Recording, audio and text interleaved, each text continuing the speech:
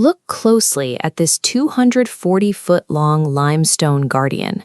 We call it the Great Sphinx, but the people who originally carved it never used that word. In fact, its true name is completely lost to history. Standard history places its construction in the 4th dynasty, roughly 4,500 years ago, yet the stone itself tells a conflicting story. This image shows the limestone enclosure wall surrounding the monument. Geologist Dr. Robert M. Schock examined these specific, undulating vertical fissures running down the rock face. Water runoff, not horizontal wind and sand, carves channels exactly like these. The Giza Plateau has been an arid desert for 5 millennia. To sustain the rainfall required to cut this solid rock, the original carving process must date back to the end of the last ice age. The builders who shaped this stone remain entirely unknown. Before any pharaoh claimed it to symbolize their empire, this massive limestone cut existed as an older, primeval enigma. By the time Pharaoh Khafre built his mortuary complex at Giza, he needed a way to broadcast absolute authority. He aligned his sprawling temple system directly behind the ancient, seated figure. The monument began as a yardang, a naturally occurring ridge of bedrock sculpted by ancient winds. The Egyptians took this rough, uneven protrusion and carved it downward, subtracting thousands of tons of stone to form the body of a lion. It required an army of laborers wielding copper chisels and stone hammers to shear the plateau, leaving the massive core isolated in a ditch of its own making.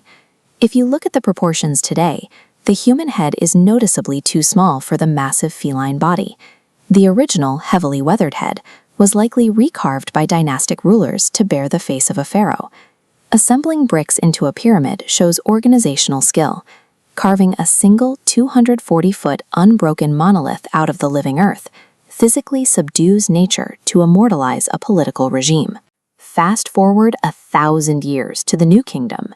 The statue is now painted in vibrant, terrifying reds and yellows and worshipped actively as Hor-Emmeket, the sun god of the horizon.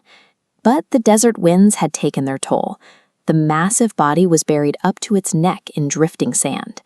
A young prince named Thutmose IV fell asleep in the shadow of that protruding head. He then experienced a vivid, life-altering vision.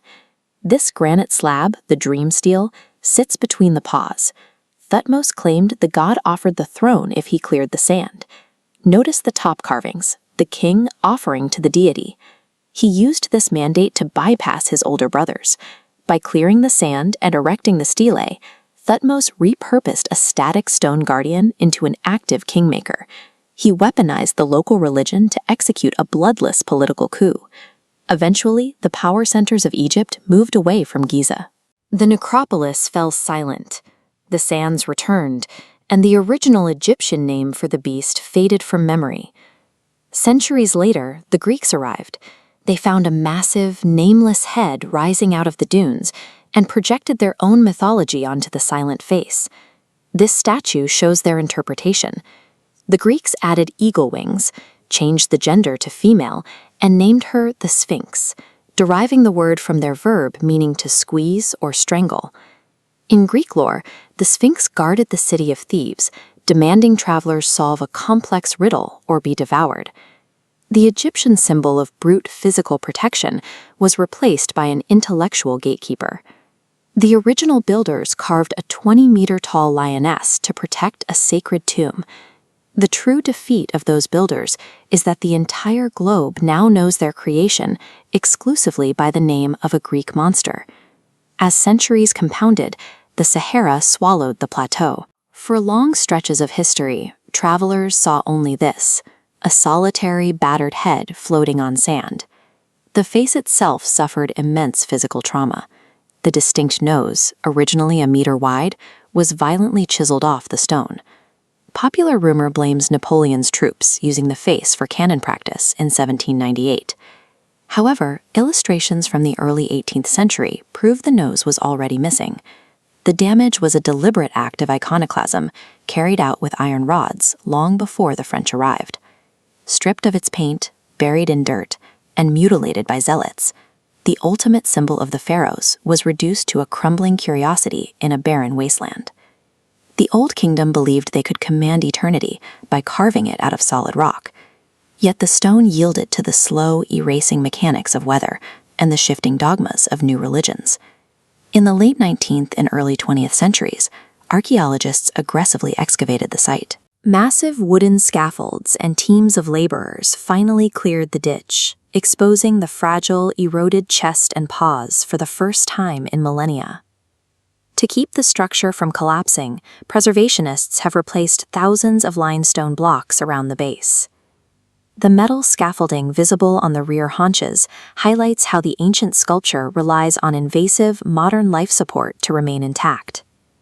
Despite the deep geological scarring and heavy-handed restorations, the monument remains the focal point of intense scientific debate and widespread global fascination.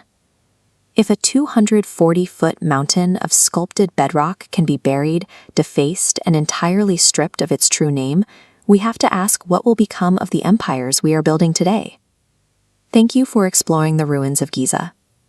If you want to uncover the forgotten builders behind history's greatest structures, subscribe and follow Empire Snapshots for more stories of absolute power.